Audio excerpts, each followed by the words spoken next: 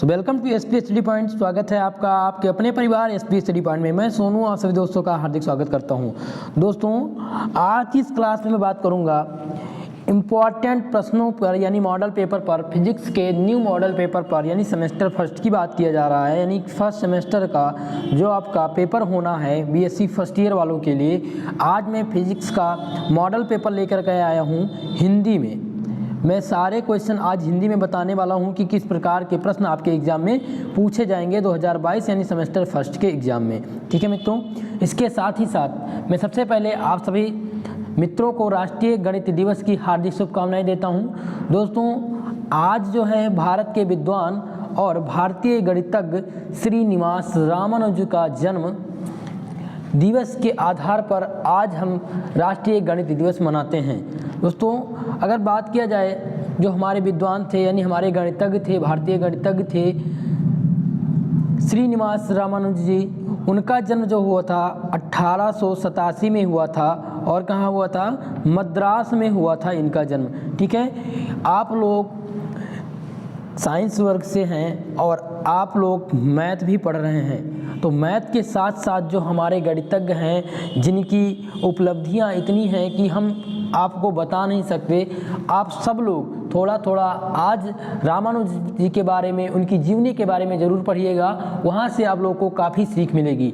देखिए, रामानुजन जी का एक सूत्र था यानी गणित सिखाने का एक फार्मूला उन्होंने बताया था, वो मैं आप तक शेयर करना चाहता हूँ। वो फार्मूला क्या था? उन्होंने बताया था कि गणित को आप लोग नोट कर लीजिएगा, गणित सीखने का एक ही रास्ता है, एक ही रास्ता है, सिर्फ और सिर्फ अभ्यास। क्या? अभ्यास। गणित सीखने का एक ही रास्ता है, सिर्फ और सिर्फ अभ्यास। अगर आपका अभ्यास बना है तो आप गणित जानेंगे और अच्छे से आएगा आपको गणित। तो उनका सूत्र आप लोग याद रखिए और इसी को अप्लाई करिए अपने मैथमेटिक्स सीखने के लिए, मैथमेटिक्स जानने के लिए। ठीक है मित्रों, चलिए क्लास को स्टार्ट करते हैं।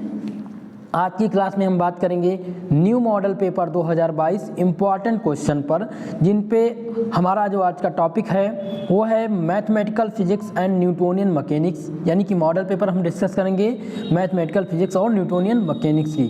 देखिए, मैंने केमिस्ट्री की फंडामेंटल्स ऑफ केमिस्ट्री की, इससे प्रीवियस क्लास में आप लोगों को मॉडल पेपर हिंदी में दे दिया था और इंग्लिश में भी दे दिया था। देखिए, जो मैंने मॉडल पेपर सॉल्व पेपर कराया है अतिलघुत्तरीय प्रश्न, उसमें से जो इम्पॉर्टेंट प्रश्न है मैंने बताया था। देखिए, मैं किसी एक टॉपिक से या किसी एक स्पेशल बुक से नहीं बता रहा हूँ, या कोई मेरे पास, मैं यूनिवर्सिटी से रिलेटेड नहीं हूँ कि मैं पेपर आपका कंडक्ट करूँगा। बस मैं आपको गेस्ट पेपर देता हूँ कि संभवतः इससे पेपर आएगा, और जो प्रीवियस ईयर पेपर के अकॉर्डिंग है यानी 2017 के पहले जो पेपर हो रहे थे उनमें जो ये टॉपिक हैं आपका, जो 30% टॉपिक आपका पुराना है उससे जो प्रश्न बन रहे थे उसी के आधार पर ये मॉडल पेपर हमने दिया है। ठीक है, और जो बुक हैं, जितनी भी बुकें हैं, उन्हीं से प्रश्न आते हैं, उन्हीं से टॉपिक हैं। बस क्या है कि उनका लैंग्वेज अलग अलग है, वो समझने की दिक्कत है। ठीक है, चलिए अब बात करते हैं पेपर की। देखिए, जो आपका पेपर होगा वो 3 सेक्शन में बटा होगा।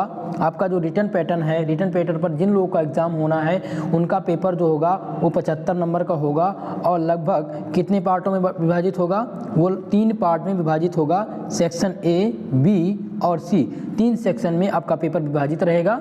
ठीक है, सेक्शन ए की बात किया जाए, देखिए खंड आ की बात किया जाए तो खंड आ में very short answer type question पूछे जाते हैं। क्या पूछे जाते हैं? अति लघु उत्तरीय प्रश्न पूछे जाते हैं, जिनमें 10 क्वेश्चन होते हैं और प्रत्येक क्वेश्चन के लिए आपको क्या मिलना है? प्रत्येक क्वेश्चन के लिए आपको 2 नंबर मिलने हैं, यानी कि 20 नंबर का आपका अति लघु उत्तरीय प्रश्न आएगा।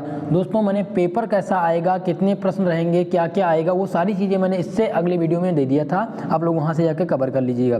दूसरी चीज़ देखिए, जो आपका सेक्शन ए है वो कितने नंबर का रहेगा?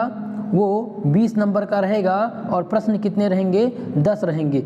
अब इनको लिखना कैसे है? देखिए, सभी प्रश्नों के उत्तर दीजिए, प्रत्येक प्रश्न का उत्तर लगभग 50 शब्दों में आपको देना है। देखिए, जो आपके प्रत्येक प्रश्न हैं उनका उत्तर, यानी हर एक प्रश्न का उत्तर आपको लगभग 50 शब्दों में देना है। ये लगभग की बात की जा रही है। ठीक है, ये लगभग की बात की जा रही है, इसको आप लोग लगभग ये मानकर चलिए 30 वर्ड, 20 से 30 वर्ड में दे सकते हैं। चलिए पहला प्रश्न देखते हैं क्या पूछा गया है। पूछा गया है, देखिए इसमें थोड़ा टाइपिंग मिस्टेक है। पूछा गया है वेक्टर का, आप लोग नोट कर लीजिएगा, वेक्टर का वैज गुणनफल समझाइए। वेक्टर का वैज गुणनफल क्या होता है आपको बताना है, ठीक है। चलिए अगले प्रश्न की बात की जाती है। अगला प्रश्न क्या पूछा गया था, ये सभी प्रश्न प्रीवियस ईयर से लिए गए हैं और ये सभी प्रश्न आप लोग तैयार कर लीजिए। दूसरा दिया गया, सिद्ध कीजिए कि curl vector A cross del vector del into vector A, आपको ये इक्वेशन क्या करना है, सिद्ध करना है। ये इक्वेशन क्या करना है, सिद्ध करना है, ठीक है। तीसरा प्रश्न पूछा गया है, द्रव्यमान केंद्र क्या होता है, आपको बताना है कि द्रव्यमान सेंटर ऑफ मास क्या होता है। सेंटर ऑफ मास आपको बताना है क्या होता है और कितने शब्दों में, लगभग 50 शब्दों में। आप इसे 30 शब्दों में भी लिख सकते हैं, ठीक है। चलिए इसका सॉल्व पेपर मैं कराऊंगा हिंदी और इंग्लिश दोनों में। मैंने क्वेश्चन पेपर तो आपको हिंदी में आज दिया है, लेकिन जो इसका कल की क्लास में मैं सॉल्व पेपर दूंगा वो हिंदी और इंग्लिश दोनों लैंग्वेज में होगा। देखिए मित्रों, आप लोग केवल आप लोग के रिक्वायर्ड मेंबर में क्लास नहीं चला सकता, क्योंकि देखिए जो कुछ लोग हिंदी मीडियम से हैं और कुछ लोग इंग्लिश मीडियम से हैं, तो दोनों को लेकर के हमें चलना है, ठीक है। लेकिन जो आपका पेपर होना है वो तो इंग्लिश लैंग्वेज में ही आपको करना है, तो आप लोग इंग्लिश में ही सीखने का प्रयास करिए, ठीक है। चलिए चौथा प्रश्न है, पूछा गया है कि घूर्णन ऊर्जा क्या होती है, इसका सूत्र दीजिए। यानी कि रोटेशनल एनर्जी की बात हो रही है और इसका फार्मूला आपको बताना है कि रोटेशनल एनर्जी क्या होती है, इसका फार्मूला क्या होगा, ठीक है। अगला प्रश्न पूछा गया है, यंग प्रत्यास्था गुणांक की परिभाषा। यंग प्रत्यास्था गुणांक की परिभाषा क्या है, ठीक है, आपको बताना है यंग प्रत्यास्था गुणांक के बारे में। अगला प्रश्न पूछा गया है आपसे 6 नंबर, गुणवत्ता गुणांक से आप क्या समझते हैं। गुणवत्ता गुणांक से आप क्या समझते हैं, तो आप लोग को बताना है कि आखिर में गुणवत्ता गुणांक क्या है, इसके बारे में 50 वर्ड आपको लिखना है। और आप लोग आंसर किस तरह से लिखेंगे वो मैं आपको, देखिए आपको कॉपी किस तरह से लिखनी है वो मैं अगली क्लास में बताने वाला हूँ, ठीक है। तो आपको बताऊंगा कि कॉपी किस तरह से आपको लिखनी है। अगला प्रश्न है 7 नंबर प्रश्न पूछा गया है, लिसाजस आकृति क्या है। लिसाजस आकृति क्या है, लिसाजस आकृति क्या होती है आपको बताना है। अगला है भूस्थैतिक उपग्रह क्या होते हैं। जियो स्टेशनरी सैटेलाइट क्या होते हैं आपको बताना है। भूस्थैतिक उपग्रह क्या होते हैं, ठीक है। ये प्रश्न बहुत इंपॉर्टेंट है। देखिए जो मैं इस मॉडल पेपर में दे रहा हूँ वो बहुत ही मोस्ट इम्पॉर्टेंट प्रश्न है, वेरी मोस्ट इम्पॉर्टेंट प्रश्न है। इनको आप क्या करिएगा, कंप्लीट कर लीजिएगा। जब मैं सॉल्व पेपर दूंगा उनको कंप्लीट कर लीजिए, या आपके पास नोट्स है, बुक्स है, वहाँ से इसका आंसर आप ढूंढ करके इसको लिखने की प्रैक्टिस करिए। देखिए मैं ये नहीं कह सकता कि टोटल प्रश्न इसी से आ जाएंगे, लेकिन मैं इतना कहता हूँ कि इससे 70% प्रश्न आएंगे, इससे 70% क्वेश्चन आएंगे, ठीक है मित्रों। तो आप लोग ये सारी चीज़ें तैयार कर लीजिए। चलिए अगला प्रश्न देखते हैं। 9वां प्रश्न क्या पूछा गया है, 9 नंबर पूछा गया है, क्या पूछा गया है, भौतिकी में टेंसर के उदाहरण दीजिए। क्या टेंसर के, ये टेंसर लिखा हुआ है, भौतिकी में टेंसर के उदाहरण बताने हैं। टेंसर के एग्जाम्पल, भौतिक विज्ञान में टेंसर का क्या उदाहरण है बताना है कि इनका उपयोग क्या होता है, इनके बारे में। 10वां नंबर प्रश्न पूछा गया, evaluate cos x minus pi dx, आपको इसको इवेल्यूएट करना है, ठीक है। तो ये अवकलन समाकलन का प्रश्न है, आप लोग को इसको तैयार करना है। ये पूछा गया था लगातार 3 वर्षों से, पूर्वांचल यूनिवर्सिटी में भी पूछा गया था जब यहाँ पर रिटर्न पैटर्न था और जब ऑब्जेक्टिव पैटर्न लागू हुआ है। देखिए DDU की बात किया जाए, DDU यूनिवर्सिटी की बात किया जाए तो कुछ जो है उनका एग्ज़ाम अभी क्लियर नहीं हो रहा है और संभवतः DDU की जो यूनिवर्सिटी है वो अपना पेपर MCQ मोड पर वे ही कराने वाली है, ठीक है। 2 से 3 दिन में अपडेट आ जाएगा। आप लोग यूनिवर्सिटी की वेबसाइट पर बने रहिए और अगर हमें कोई अपडेट आता है तो मैं आप तक ज़रूर बताऊंगा। चलिए बात कर लेते हैं अवध यूनिवर्सिटी के बारे में। Awadh university, doctor Ram Manohar Lohia university Ayodhya की बात करते हैं तो वहाँ पर रिटर्न पैटर्न हो गया है। अब आपका पेपर जो है न्यू एजुकेशन पॉलिसी के तहत आपका पेपर रिटर्न करवाया जाएगा। क्या करवाया जाएगा, रिटर्न करवाया जाएगा।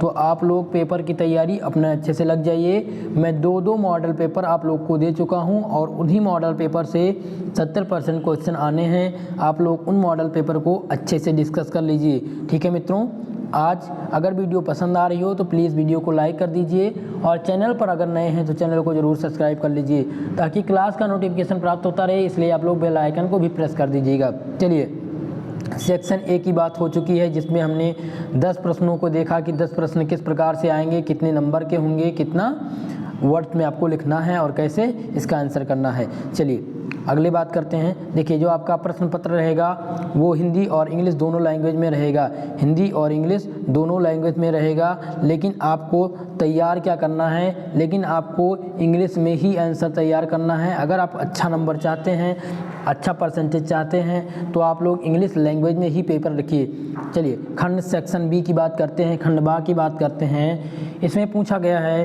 कि शॉर्ट आंसर टाइप क्वेश्चन पूछा गया है। शॉर्ट आंसर टाइप क्वेश्चन, लघु उत्तरीय प्रश्न आपसे पूछा गया है। ठीक है, इसमें क्या पूछा गया है, लघु उत्तरीय प्रश्न पूछा गया है। इसमें जो संख्या होगी प्रश्नों की वो 5 होगी। प्रश्न पत्र में आपके 8 प्रश्न पूछे जाएंगे जिनमें से आपको 5 का उत्तर देना होगा। कितना, 5 का उत्तर देना होगा। और इसका वर्ड यानी कि केवल 5 प्रश्नों के उत्तर दीजिए। प्रत्येक प्रश्न के उत्तर लगभग 200 शब्द में देना है, यानी कि लघु उत्तरीय प्रश्न में आपको 200 वर्ड में इसका आंसर लिखना होता है। चलिए देखते हैं प्रश्न किस प्रकार से आते हैं और कौन से इम्पोर्टेंट प्रश्न हैं जो आपके एग्ज़ाम में आने की बड़ी संभावना बनी रहती है और आपके एग्ज़ाम में इसमें से 70% क्वेश्चन भी आ सकते हैं। ठीक है, तो आप लोग अपना जो भी इम्पोर्टेंट मान के चल रहे हैं वो तो आप तैयार करिए, लेकिन जो मैं मॉडल पेपर दे रहा हूँ उसको ज़रूर डिस्कस करिए और तैयार करिए। मैं सॉल्व पेपर आपको कराने का बिल्कुल प्रयास करूँगा और कल की क्लास में मैं होल पेपर का यानी कि केमिस्ट्री और फिजिक्स का मैं सबसे पहले मॉडल पेपर का सॉल्व पेपर दे दूं ताकि किस प्रकार से आंसर राइटिंग करनी है, आंसर राइटिंग किस प्रकार से करनी है, आप लोग उसको तैयार कर लीजिए। दूसरी बात, जैसे कि केमिस्ट्री की बात किया जाए यानी कि फंडामेंटल्स ऑफ केमिस्ट्री की बात की जाए तो उसमें मैंने जो आप लोग को इम्पॉर्टेंट टॉपिक बताया है उसको आप लोग तैयार करते रहिए। दूसरी बात, जो इम्पॉर्टेंट टॉपिक हैं उनमें से मैंने रिजोनेंस और रिजोनेंस एनर्जी, अनुनाद और अनुनाद ऊर्जा के बारे में आपको बता दिया था। अगली क्लास में हम बात करेंगे वेस्पर थ्योरी की, बैलेंस बॉन्ड थ्योरी की और MOT की बात। उसके बाद में हाइब्रिडाइजेशन की बात करेंगे, संकरण की बात करेंगे, किस प्रकार से संकरण आपको निकालना है। ठीक है, तो इन सब की चर्चा की जाएगी। चलिए, मैं 10 दिन के अंदर आपके टोटल इम्पॉर्टेंट टॉपिक में करा दूँगा। ठीक है, क्लास का टाइमिंग 8 बजे रात को होता है, लेकिन फ़िलहाल मैं केमिस्ट्री की 2 क्लास चलाऊंगा, एक MCQ और एक रिटर्न बेस पर। ठीक है, तो MCQ की क्लास 4 बजे से चलने की संभावना है और अगर क्लास चली तो मैं आप लोग को नोटिफिकेशन भेज दूंगा, आप लोग क्लास ज्वाइन कर सकते हैं। जिनका MCQ होना है वो बिल्कुल परेशान ना हो। चलिए प्रश्न देखते हैं। पूछा गया है प्रश्न नंबर 1, कोणीय संवेग संरक्षण नियम को समझाइए। पूछा गया है कोणीय संवेग संरक्षण नियम को समझाइए। इसका आंसर आपको 200 वर्ड में लिखना है। अगला प्रश्न पूछा गया है define movement of inertia.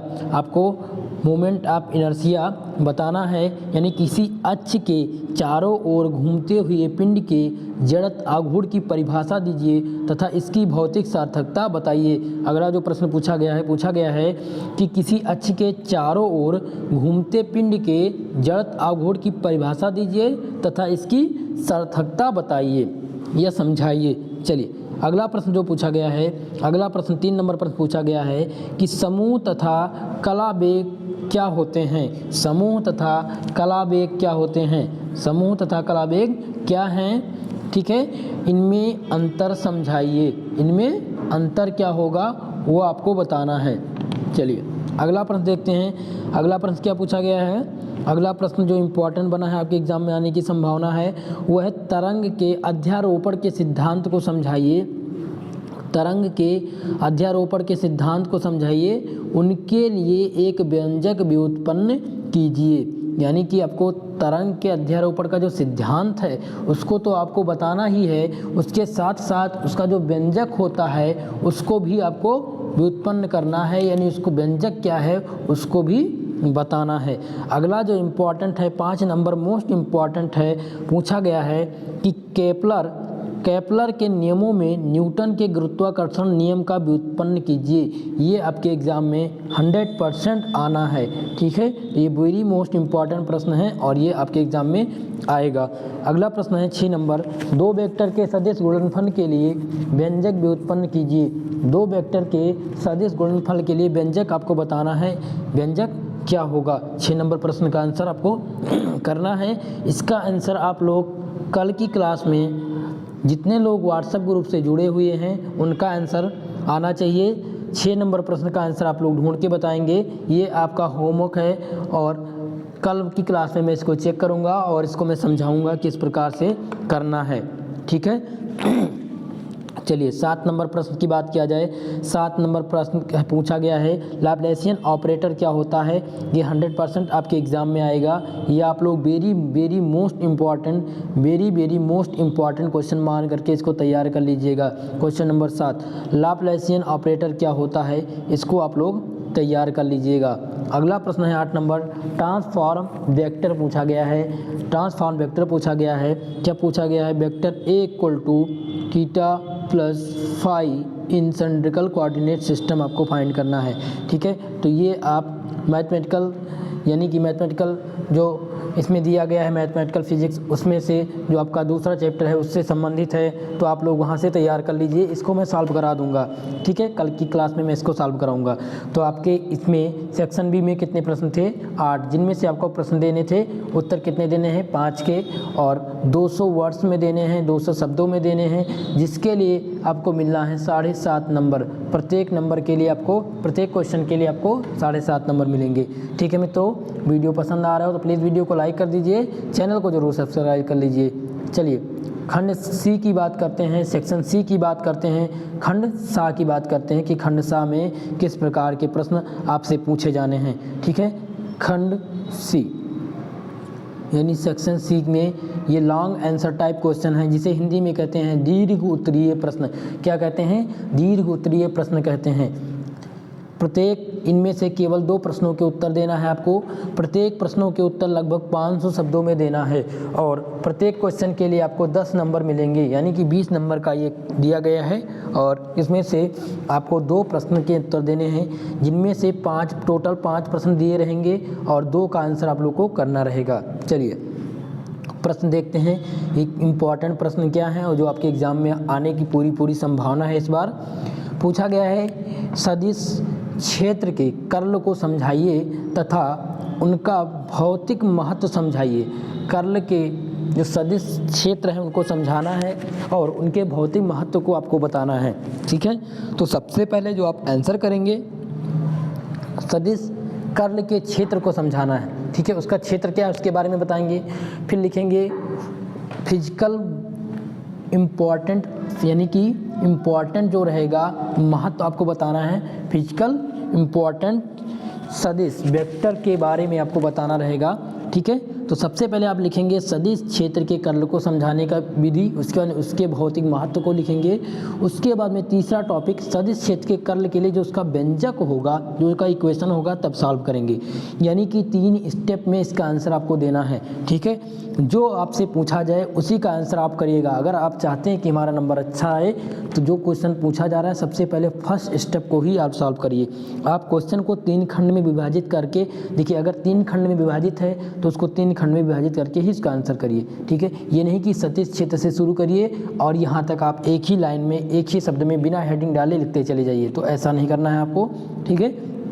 Answer writing किस तरह से करना है मैं आपको बता दूंगा। चलिए इसमें 2 प्रश्न दिए गए हैं। ए के बारे में तो मैंने बताया। दूसरा है सिद्ध कीजिए कि curl vector A equal to del cross vector A, ठीक है। ये भी आपको सिद्ध करना है। यानी इस क्वेश्चन में कितने क्वेश्चन हैं, इस क्वेश्चन में 2 प्रश्न हैं, ए और बी दोनों को सिद्ध करना है, तब जाके आपको 20 नंबर मिलने हैं, ठीक है।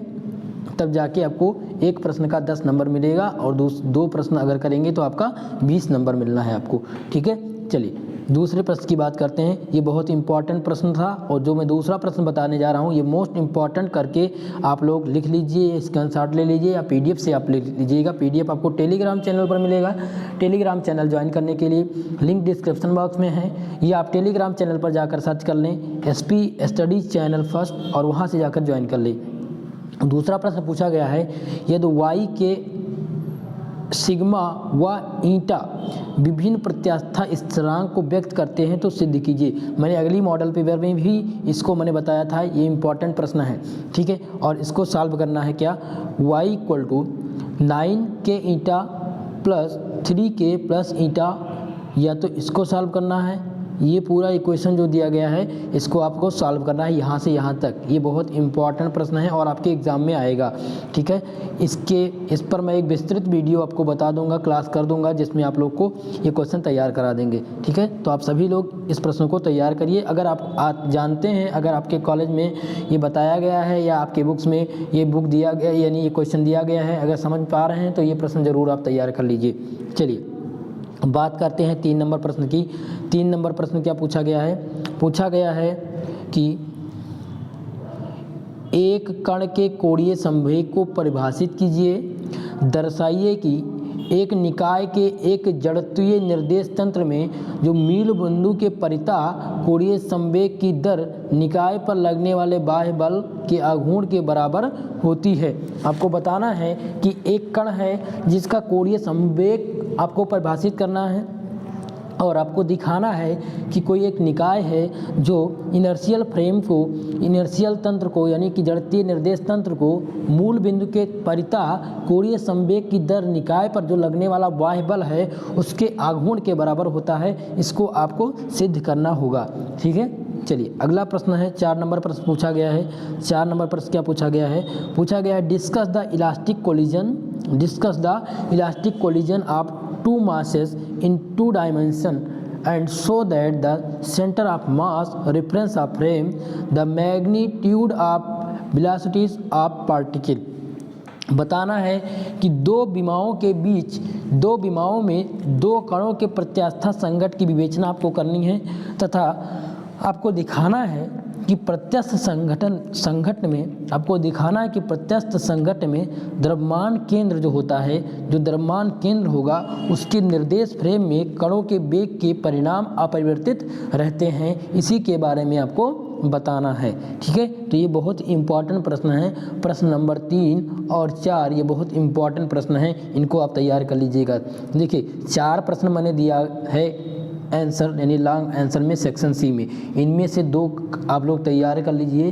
2 में से 1 प्रश्न आएगा, अगर आपका एक भी इससे फंस गया तो आपका 10 नंबर कंप्लीट हो जाएगा, ठीक है। तो आप लोग वीडियो को पूरा देखिए और एक बार दोनों मॉडल पेपर को देख लीजिए और वहाँ से जो इम्पोर्टेंट क्वेश्चन आपको लग रहे हैं उनको नोट कर लीजिए। सॉल्व पेपर मैं इसका कल की क्लास में दे दूँगा, ठीक है। तो सॉल्व पेपर के लिए आप बिल्कुल परेशान ना रहिए।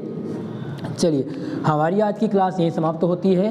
दोस्तों आप लोग हमारे चैनल से जुड़ जाइए और आप लोग को सॉल्व पेपर में देता रहूँगा। और इम्पॉर्टेंट टॉपिक है जो फिजिक्स का भी मैंने बताया था, जो फिजिक्स का इम्पॉर्टेंट टॉपिक बताया था उसका जो टॉपिक है जो आपके एग्ज़ाम में आने की संभावना है उससे रिलेटेड प्रश्न आ सकते हैं, उनको मैं कंप्लीट करा दूँगा, ठीक है। दोस्तों अगर आपको वीडियो पसंद आया हो तो प्लीज़ कमेंट करके ज़रूर बताइएगा आज की क्लास के बारे में।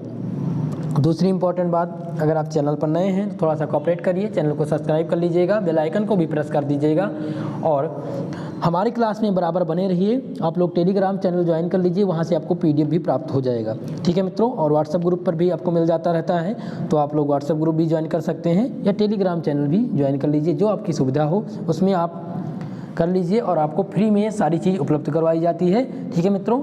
आज के लिए बस इतना ही, मिलते हैं किसी अगले वीडियो में, तब तक के लिए जय हिंद दोस्तों।